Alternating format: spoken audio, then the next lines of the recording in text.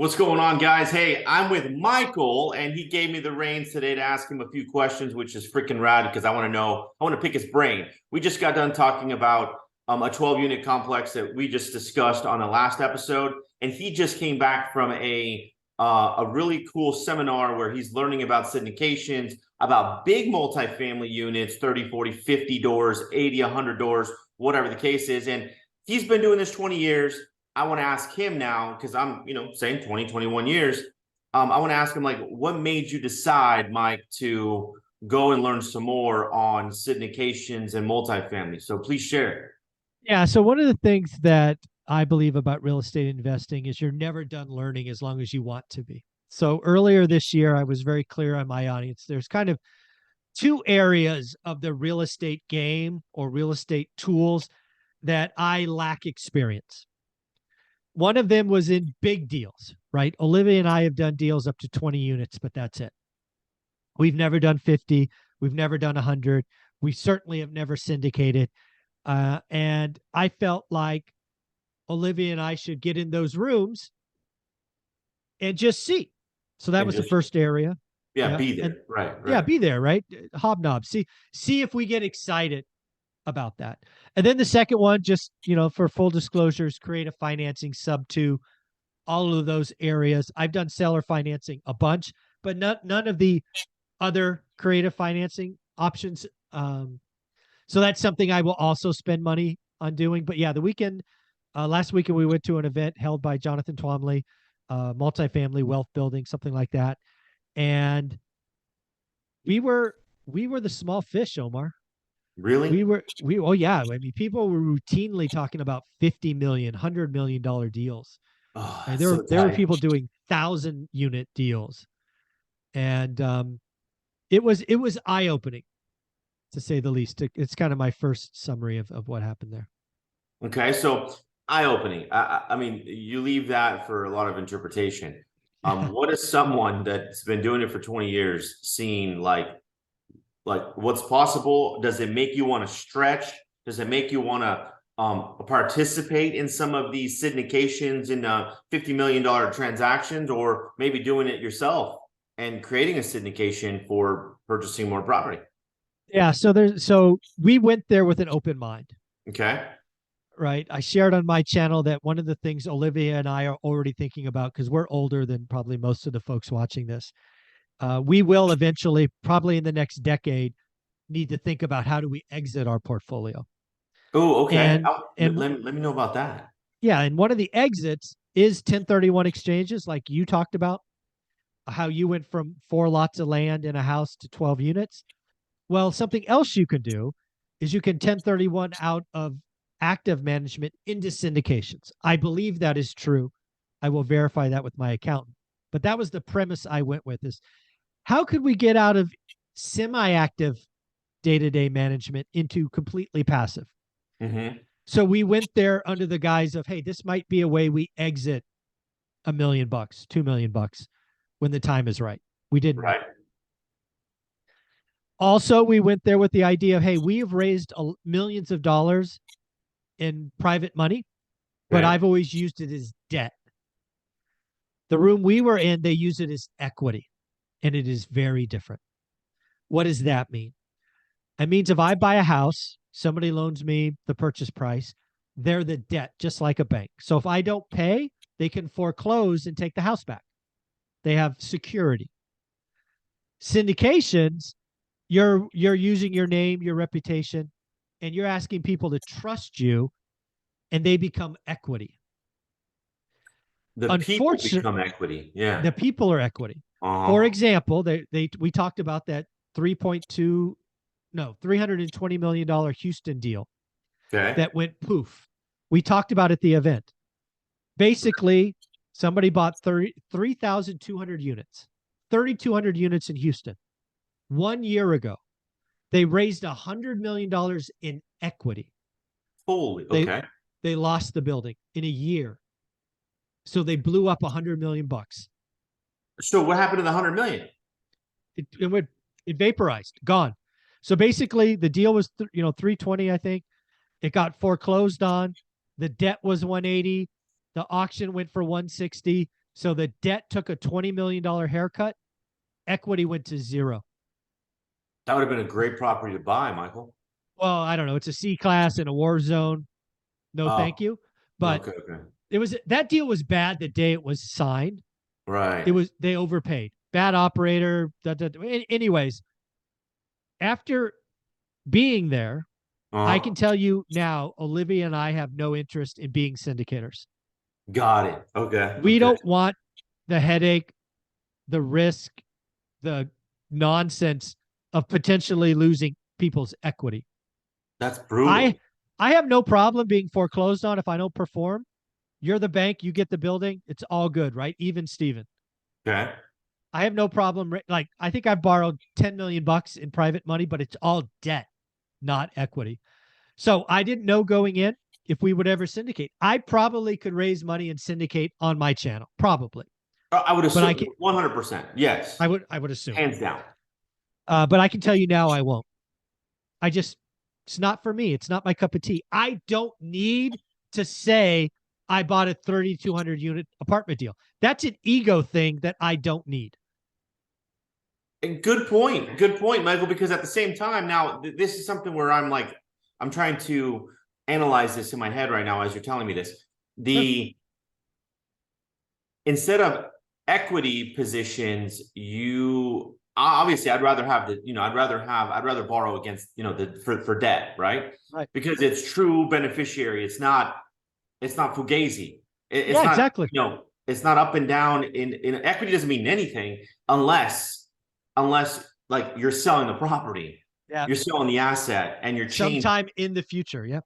Yes. So if that's a hard no for syndication, but Right. are you open to a partnership? So partnership meaning I use my name to help raise money? Is that what you mean? Yeah, that, and you're giving some beneficial interest to a new investor that comes in and say, "Hey, Michael, I want to give you $250,000 to let's go buy some property." Yeah. So a couple things. First, I will never use my name to raise money for somebody else. That's a hard no. Oh, okay. Okay. Hard no. I'm not. Okay. I wouldn't do you that. You control it love. though. Oh no. Yeah. So out. Second, kind of creative joint ventures. I am open to those. Okay.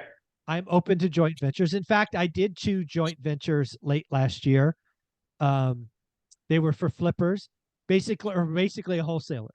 Wholesaler found 2 amazing deals. I liked them. We were it was the winter months, so it was a little slower, right? November, December. You remember it was slow. I do. Very slow. Right. So I told them, you know what? This is not the time for me to buy these, but why don't I buy them, give you a little money now, and I'll give you 30% of the gain when we sell it. So they got a little money to pay them back, and then they made 30% on the flip. But I controlled all of that. It was all in my name. I will not put anybody on my stuff. You can have a contract. You can do all that stuff. You can get lawyers involved if you want. But yeah, if there was somebody in Fresno or Madera that found a deal that didn't have cash and they want a little now but more later, I'm game to do that. I'm also open to other creative things, but there are some things I won't do. I won't use my name or reputation. I won't put my name on debt with anybody except Olivia. Not happening. I don't need that risk. Okay. Okay. Right? Because I'm lucky enough to be near the end of this than the beginning. So I'm about de-risking everything. That makes sense. Oh, okay. Now I learned something. All right. And that's something that, so this room or this event kind of opened your eyes to what's possible and what you're definitely not going to do. Oh yeah. I spent thousands of dollars to go. Absolutely worth every penny. I'm glad we went. I would do it again. Both for what I liked and what I didn't like. I also got to realize that the pain coming to commercial is going to be bigger than I expected. They had people there. They had people there talking about debt and equity, talking about banks stop lending.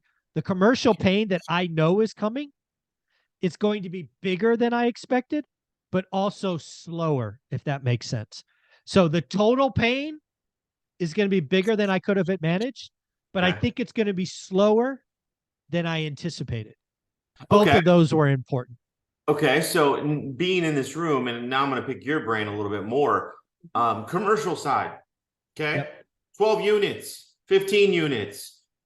Residential, we know that, we feel it, we know it like the back of our hand, right? Yep. Now, 12 units, commercial side, where it's little offices, maybe $500-600 a month, $800. What do you see happening there in that commercial space? Because Values are going to get whacked. the values are getting whacked. Yeah. So especially office. You talked about 12 little offices. Yes, If it's yes. an office building like a mixed use retail, whacked.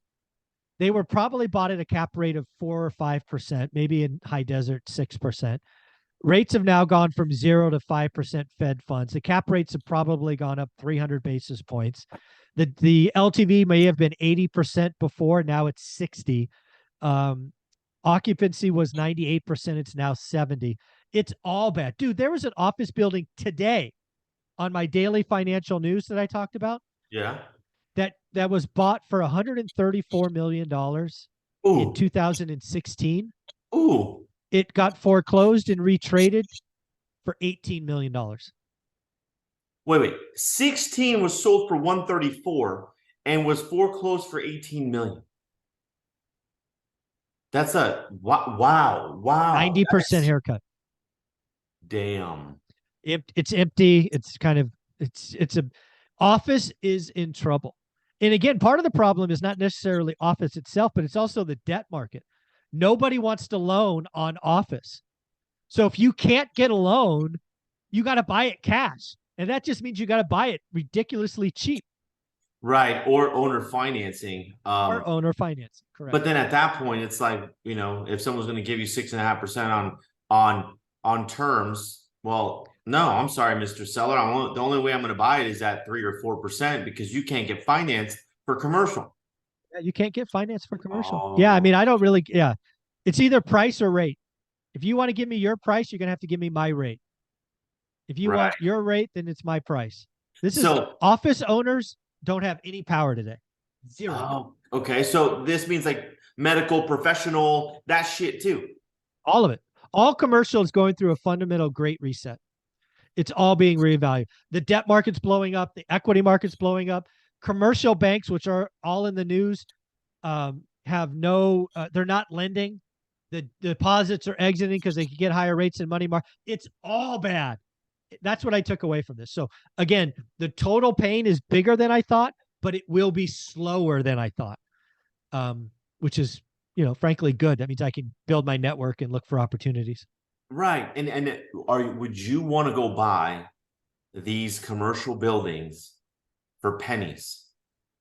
My question to you. Yeah, absolutely. I mean, at the right number, I would buy. At the right number, it's like if there was a 12 office, 12 office, and each office is, I don't know, 700 feet or something. I would, I mean, at the right price, I would buy that for sure. It would be dirt cheap, but I'd buy something like that. Yeah, like $500,000 cheap. Well, I don't know. Let's try to put some numbers on it. Let's assume the building would trade. So I know my market, Fresno. Let's assume there was an office building. And by office, I'm thinking 12, 20 units, something like that. Like single story, little doors. Yeah. Let's say in 2020, that 20 units, let's say that sold for $3 million, 3.2. Okay. Let's say $3.2 million. Today, the building's half empty or worse. It's got a lot of delayed maintenance because you can't afford to do anything. I can get a loan on it, but only at 50% LTV. I'm just making stuff up. Rates 8%. Again, I haven't done any math, but I'm just playing with this. I probably would pick that up for 800, 900 grand, maybe. Okay. So 70% off, probably. Mm-hmm. So I'd have to look at the numbers closer, but yeah, it would be a wild discount. But at some point, it's just another rental, right? At some point. Yeah, it's just another rental, another more doors, more cash flow, but more debt. No, that makes sense. The reason I would be ridiculously cheap.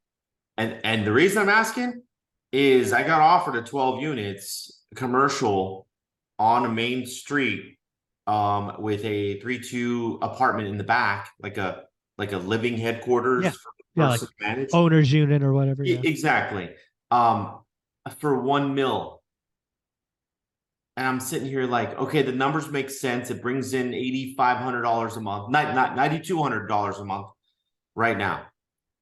And knowing this, though, this is my ask, for commercial side, because you were in the room where you kind of feel and you can see what's happening. I had a inclination of like, I don't know about commercial, like, Yeah. know, Office is really tough. I mean, office is going to be whacked pretty much everywhere. interesting. Okay. Yeah. So that seller knows that seller's looking for a sucker. You know what? You're right. It was on the market for 1.1. Now they're trying to deal with me for 1.25. And I'm like, there's something here. Like, why didn't it sell for 150 days on the market? Yeah. So yeah. So again, if he owns it free and clear, I mean, you might go in at 700, 4% interest, something crazy. But realize leasing those up is going to be hard. It has to be, man, because who wants a small little space for 500-600 square feet when you can be in your home? In your home, exactly. That's okay. That's where it's at. All right. Very cool. Makes sense. Yeah. At the end of the day, I always invest in myself. I go to events. Meetups have changed our lives. The meetup I went to with Bruce Norris back in 2006 set us on an entirely new path. We will be doing more events. Hopefully go to a Pace Morby or other kind of event someday. But yeah, we're not done. We're going to keep growing. So Omar, thank you for asking. I appreciate you. Where can people follow you? Yeah, guys, follow me on Instagram, Invest with Omar, or go to my website, omaralfaro.com. And we look forward to connecting with you. Michael, that was awesome. This last episode was great because you gave a lot of insight to myself, and I'm sure to everybody else that's listening. So appreciate that. I appreciate you, man. Take care.